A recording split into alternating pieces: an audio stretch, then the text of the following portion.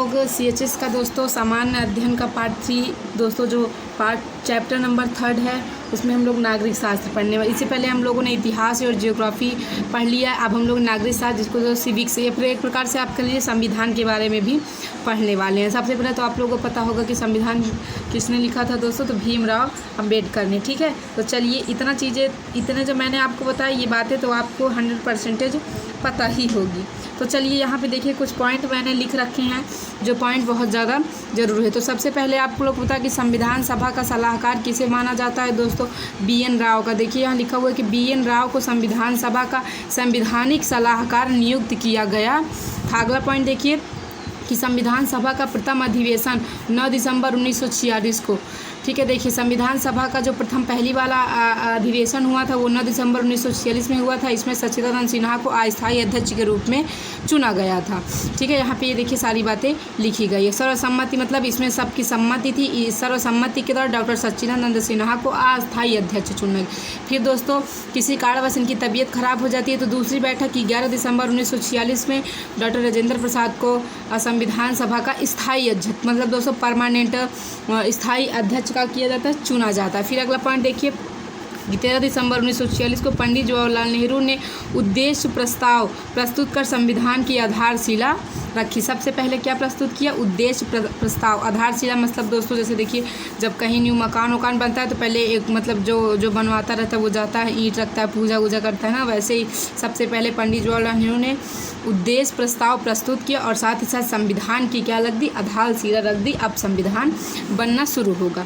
आगे देखिए कि संविधान के निर्माण का कार्य करने के लिए अनेक समितियां बनाई गई। अब बताइए इतना बड़ा संविधान लिखा गया, कोई एक अकेला शख्स तो कर नहीं सकता। इसके लिए बहुत सारी समितियों का गठन हुआ जिसमें सबसे प्रमुख डॉक्टर भीमराव अंबेडकर की अध्यक्षता में बनी 7 सदस्यों वाली प्रारूप समिति थी। तो दोस्तों प्रारूप समिति किसे कहते हैं, इसके अध्यक्ष कौन थे, डॉक्टर भीमराव अंबेडकर थे। इसमें कितने सदस्य, 7। यही सबसे प्रमुख समिति और भी बनी थी लेकिन सबसे प्रमुख कौन सी थी, प्रारूप समिति, जिसके अध्यक्ष कौन थे, डॉक्टर भीमराव अंबेडकर। देखिए प्रारूप समिति में डॉक्टर भीमराव अंबेडकर के अतिरिक्त सर्वश्री N गोपाला स्वामी अयंगार, अल्लादी कृष्णा स्वामी अय्यर, KM मुंशी, मोहम्मद सदुल्लाह, DP लेतान। 1948 में इनकी मृत्यु के पश्चात TT कृष्णामाचारी और N माधव राव अन्य सदस्य थे। इतने 7 सदस्य, 7 का नाम यहाँ बताया गया। फिर देखिए कि संविधान को तैयार करने में 2 साल 11 माह 18 दिन का समय लगा। तो दोस्तों संविधान को बनने में 2 साल 11 माह 18 दिन का करीब 3 साल में ये बन गया था। आगे देखिए कहा जा रहा है कि संविधान 26 नवंबर 1949 को बनकर तैयार हो गया था। देखिए 46 में बनना शुरू हुआ था ना, वही जो अध्यक्षता 9 दिसंबर फिर 11 दिसंबर ना। तो देखिए संविधान 26 नवंबर 1949 पूछा जाता है क्वेश्चन कि संविधान को अंगीकृत कब किया गया था, तो 26 नवंबर 1949 में। अंगीकृत का मतलब दोस्तों संविधान को कब स्वीकारा गया था, तो 26 नवंबर 1949 को संविधान बनकर तैयार हो गया था। इसी दिन इस पर अध्यक्ष के हस्ताक्षर हुए। हालांकि संविधान 26 नवंबर 1949 को तैयार हो गया था परंतु इसके अधिकतर भागों में 26 जनवरी 1950 को लागू की। देखिए संविधान बन के तैयार 26 नवंबर 1949 को ही हो गया था लेकिन लागू 1 महीने बाद किया गया था, 2 महीने, क्योंकि देखिए 26 नवंबर फिर 26 दिसंबर फिर 26 जनवरी ना, तो 2 महीने बाद संविधान को लागू किया। लेकिन संविधान बनकर तैयार 26 नवंबर 1949 को हुआ था, लागू 26 जनवरी 1950 को। जानते हैं आप लोग, इसी को उपलब्धि हम लोग गणतंत्र दिवस मनाते हैं। देखिए कह रहा है क्योंकि सन 1930 से ही संपूर्ण भारत में 26 जनवरी का दिन स्वाधीनता दिवस के रूप में मनाया जाता, 1930 से ही, इसलिए 26 जनवरी 1950 को प्रथम गणतंत्र दिवस मनाया गया। आगे देखिए कह रहा है कि संविधान सभा की अंतिम बैठक 24 जनवरी 1950 को हुई। इस दिन संविधान सभा द्वारा डॉक्टर राजेंद्र प्रसाद को भारत का प्रथम राष्ट्रपति चुना गया। तो दोस्तों मोस्ट इम्पॉर्टेंट, भारत का स्वतंत्र भारत की प्रथम राष्ट्रपति कौन, डॉक्टर राजेंद्र प्रसाद। उसके बाद देखिए नवनिर्मित संविधान में देखिए जो संविधान बना उस समय जो बना उसमें 395 अनुच्छेद, 12 भाग, 8 अनुसूचियाँ थी। अभी और सब बढ़ गई हैं, अनुसूचियाँ 12 हो गई हैं, हाँ, और ये 25 हो गया और अनुच्छेद की भी संख्या बढ़ गई है। तो अब देखिए करेक्ट, डॉक्टर भीमराव अंबेडकर को भारतीय संविधान के जनक के रूप में जाना जाता है। तो भारतीय संविधान के जनक के रूप में किसे जाना जाता है दोस्तों? डॉक्टर भीमराव अंबेडकर। अब देखिए यहाँ आपके कुछ मूल अधिकारों के बारे में दिया। हमारे लिए मूल अधिकार 6 कितने इतने ये देखिए 6 मूल अधिकार कितने हैं हम लोग के? 6। पहले 7 थे, लेकिन जब देश हमारा आज़ाद हुआ, पंडित जवाहरलाल नेहरू मुख्यमंत्री बने तो हम लोगों से वो जो ज़मीन का अधिकार था, अभी आप लोग पता चलेगा, उसे फिर ले लिया गया। अब कितने बचे? 6 हमारे क्या है? मूल अधिकार। इन मूल अधिकारों को लेकर आप हाई कोर्ट तक जा सकते हैं, सुप्रीम कोर्ट तक भी जा सकते हैं, लेकिन आप कर्तव्य को लेकर देखिए, कर्तव्य के ऊपर केस नहीं किया जा सकता, लेकिन मूल अधिकार के ऊपर केस। देखिए मूल कर्तव्य होते हैं, मूल अधिकार है, तो मूल कर्तव्य के ऊपर आप कभी भी केस नहीं कर सकते, क्योंकि भाई उसमें गलती आपकी, आपने ही कर्तव्य का पालन नहीं किया होगा। लेकिन मूल अधिकार को लेके आप कोर्ट तक जा सकते हैं। तो यहाँ देखिए पहला जो हमारा मूल अधिकार है समानता का अधिकार, अनुच्छेद 14 से 18 के बीच में इस अधिकार के बारे में वर्णन किया गया है। समानता मतलब दोस्तों चाहे जिस कास्ट के बच्चे हों, चाहे जिस धर्म के बच्चे हों, चाहे जिस धर्म के हों, या फिर चाहे जहाँ के हों, सब में क्या होना चाहिए? समानता का अधिकार होना चाहिए। फिर स्वतंत्रता का अधिकार, अनुच्छेद 19 से 22 के बीच में इसका उल्लेख किया गया। स्वतंत्रता का अधिकार दोस्तों मैंने क्या बताया, चाहे जिस जाति का हो, चाहे जिस धर्म का हो, सबको स्वतंत्रता का अधिकार है। जिसकी जो इच्छा है वो करे, जहाँ मन करे वहाँ जाए, बस लेकिन ध्यान रहे वो हमारे संविधान के खिलाफ नहीं होना चाहिए कि आप ज़बरदस्ती किसी को मारने पीटने का। हमारा स्वतंत्रता का अधिकार है। शोषण के विरुद्ध अधिकार, अनुच्छेद 23 से 24। शोषण मतलब दोस्तों जो लोग ज़बरदस्ती कराते हैं ना, वो वाला। इसमें जो 14 साल से कम बच्चों से काम नहीं करा सकते, अन्यथा उन पे केस हो सकता है। धार्मिक स्वतंत्रता का अधिकार मतलब दोस्तों जो जिस धर्म में चाहे वो उस धर्म में रह सकता है। अनुच्छेद 25 से 28 तक में इसका वर्णन कायदे से किया गया। आप अगर चाहें तो अगर मुस्लिम है तो हिंदू धर्म में परिवर्तन ले लीजिए, आपको अपने धार्मिक स्वतंत्रता का अधिकार है। अभी 2 बच्चे हैं, चलिए उसे भी दिखाते। देखिए संस्कृति एवं शिक्षा संबंधित अधिकार भी है हम लोगों को। अनुच्छेद 29 व 30 में इसका वर्णन किया गया। उसके बाद संवैधानिक उपचारों का अधिकार, अनुच्छेद 32। ठीक है, तो ये हमारे 6 मूल क्या हो गए? अधिकार हो गए। देखिए उसके बाद कह रहा है कि भारतीय नागरिकों को वर्तमान समय में संपत्ति का अधिकार मूल अधिकार के रूप में प्राप्त। ये 7वां अधिकार था, कौन सा? संपत्ति का अधिकार। इसे छीन लिया गया। इसे 44वें संविधान संशोधन 1978 द्वारा एक कानूनी अधिकार बना दिया गया, जिसका उल्लेख अनुच्छेद 300 का में है। अब दोस्तों आते हैं केंद्र सरकार। देखिए हमारा भारत दोस्तों केंद्र सरकार और राज्य सरकार को मिलकर चलता है। तो ये केंद्र सरकार होगी, तो केंद्र सरकार के अंदर राष्ट्रपति, उपराष्ट्रपति, प्रधानमंत्री, लोकसभा, राज्यसभा, ये सब आते हैं। तो हम लोग केंद्र सरकार में इसको पढ़ेंगे, और राज्यसभा में हमारा मुख्यमंत्री, राज्यपाल, उपराज्यपाल, विधान परिषद, विधानमंडल, ये सब आएगा। तो फिलहाल अभी केंद्र सरकार के बारे में पढ़ते हैं। तो केंद्र सरकार में दोस्तों सबसे पहले हमारा कौन है? राष्ट्रपति। तो सबसे पहले हम आपको बता दें कि राष्ट्रपति का निर्वाचन कैसे होता है। तो यहाँ लिखा हुआ है कि भारत का राष्ट्रपति अप्रत्यक्ष रूप से एक निर्वाचक मंडल द्वारा चुना जाता है। अप्रत्यक्ष रूप से मतलब डायरेक्ट नहीं चुन, मतलब जनता उन्हें नहीं चुनती। यहाँ अप्रत्यक्ष का मतलब ये होगा कि हम लोग वोट देने राष्ट्रपति को नहीं जाते हैं बस। जिसमें संसद के दोनों सदनों के निर्वाचित सदस्य, देखिए संसद के दोनों सदन, यहाँ संसद के 2 सदन लोकसभा और राज्यसभा, इनके निर्वाचित सदस्य, राज्य विधानसभाओं और संघीय क्षेत्रों के विधानसभाओं के निर्वाचित सदस्य भाग लेते हैं। राष्ट्रपति के निर्वाचक मंडल में सदस्य के मनोनीत सदस्य, राज्य विधानसभाओं के मनोनीत सदस्य तथा राज्य विधान परिषदों के सदस्य शामिल नहीं किए जाते हैं। देखिए यहाँ कुछ बातें कि राष्ट्रपति के निर्वाचन मंडल में संसद के, देखिए जो संसद के मनोनीत सदस्य होते हैं, संसद में, लोकसभा में और राज्यसभा में कुछ मनोनीत किए जाते हैं, तो वो वोट नहीं देंगे। ना तो राज्य में विधानसभा के मनोनीत सदस्य, ना विधान परिषद के मनोनीत सदस्य राष्ट्रपति के निर्वाचन प्रक्रिया में शामिल नहीं होते हैं। बाकी लोकसभा, राज्यसभा जहाँ जहाँ भी है दोस्तों, जिस भी राज्य में होगा, वैसे विधानसभा हर जगह, लेकिन विधान परिषद हर जगह नहीं होती। तो विधानसभा के निर्वाचित सदस्य और दोनों सदनों के निर्वाचित सदस्य देते हैं। ठीक है, लेकिन आपको ध्यान रहे मनोनीत सदस्य इसमें वोटिंग नहीं करते।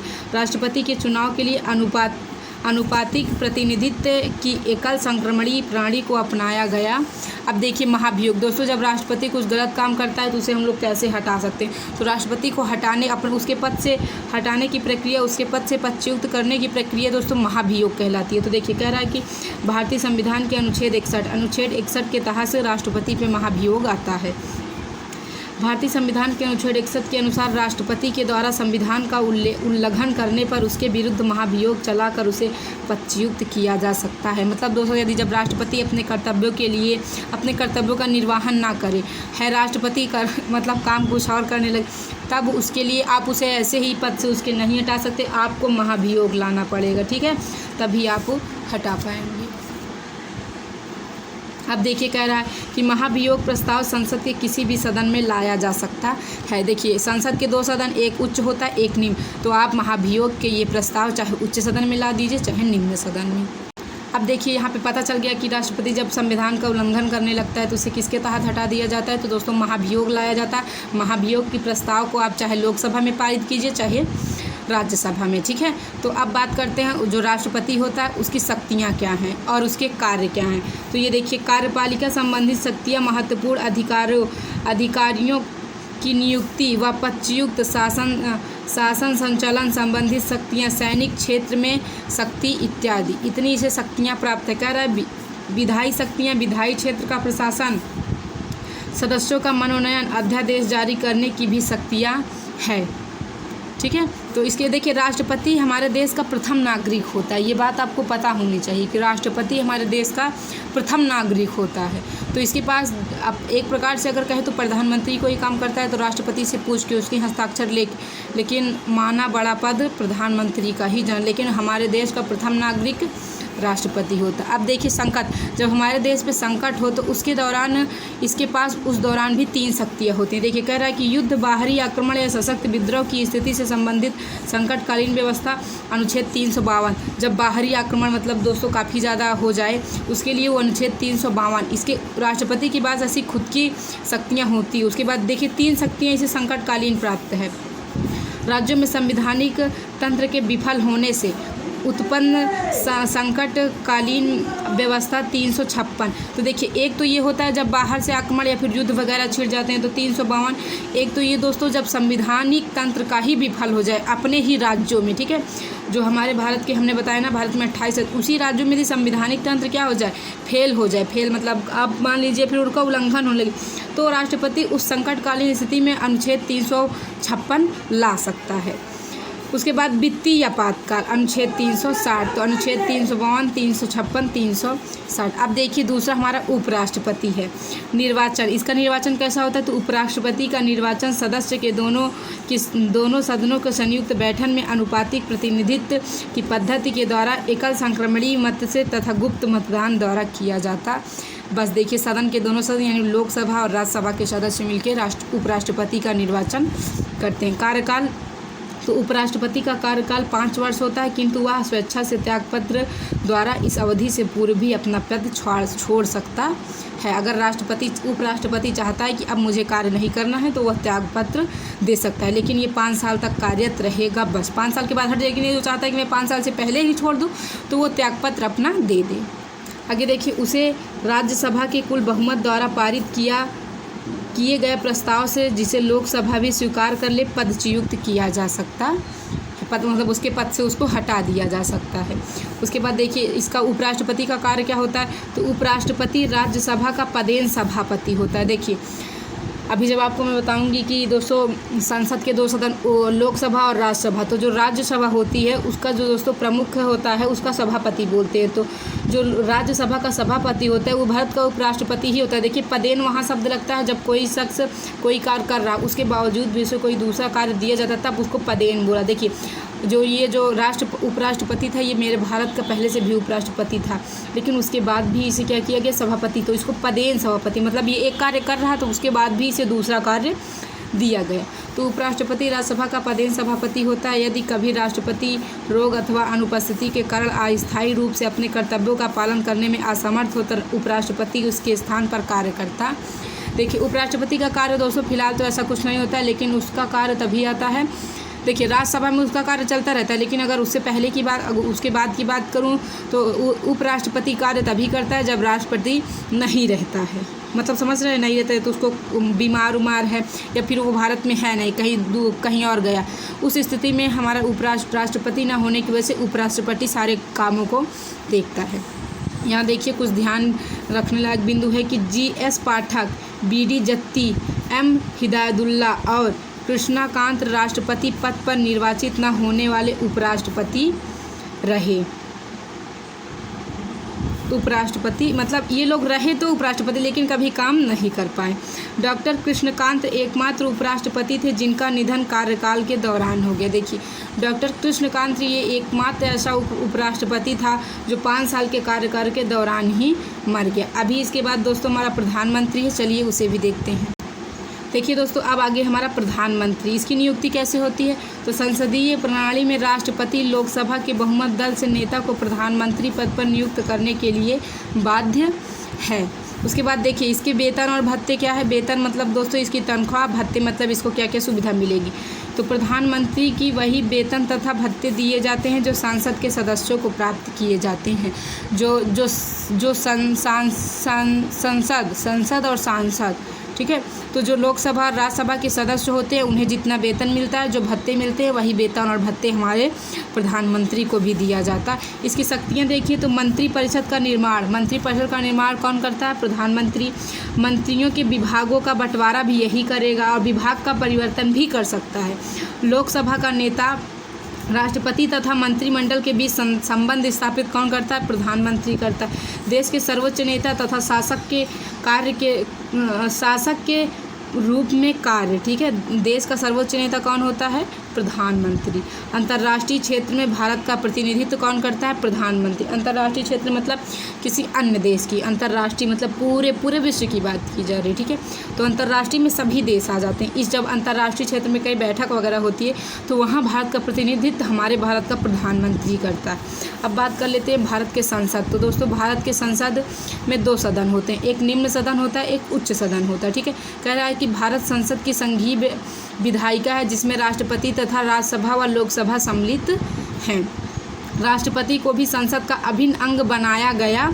देखिए एक राष्ट्रपति एक ऐसा शख्स है जो लोकसभा और राज्यसभा की संयुक्त बैठक करा सकता है, अन्यथा और कोई करा नहीं सकता। इसीलिए इसका मतलब हमारे संसद का अभिन्न अंग हमारे राष्ट्रपति को भी माना गया है, ताकि व्यवस्थापिका और कार्यपालिका समन्वय क्या रहे दोस्तों? बना रहे, ठीक है। चलिए देखिए, और आपको अगर मैं बताऊं तो 12 सदस्य राष्ट्रपति मनोनीत करता है। लोकसभा और कुल मिला के दोस्तों, रुक जाइए थोड़ा सा, यहाँ भी बचा हुआ है कि देखिए यहाँ उसके बाद देखिए संसद जान लिया भारत के क्या होते हैं। अब उसके बाद दोस्तों संसद 2 प्रकार के हमारे जो भारत के संसद में 2 सदन होते हैं, एक तो राज्यसभा, दूसरा क्या होता है? लोकसभा होता है। तो सबसे पहले राज्यसभा, तो राज्यसभा को दोस्तों उच्च सदन भी बोलते हैं। क्या बोलते हैं? उच्च सदन भी बोलते हैं। देखिए अनुच्छेद 80 के अनुसार हमारे राज्यसभा की जो सदस्य की सीटें हो सकती हैं 250, लेकिन अभी वर्तमान में 245 ही है, ठीक है। लेकिन 250 हो सकती हैं, लेकिन अभी कितनी है? 245, जिसमें से 12 सदस्यों को राष्ट्रपति क्या करता है? चुनता है खुद से। देखिए यहाँ लिखा ना, 12 सदस्य राष्ट्रपति क्या करता है? मनोनीत करता है। और राष्ट्रपति स्थायी सदन जो राज्यसभा होता है या स्थायी सदन होता है, इसे कभी भी भंग नहीं किया जा सकता है, ठीक है। इसके 1/3 भाग सदस्य हर 2 साल में अवकाश ग्रहण करते हैं। अब देखिए लोकसभा कह रहा है कि लोकसभा को निम्न सदन या फिर लोकप्रिय सदन बोलते हैं।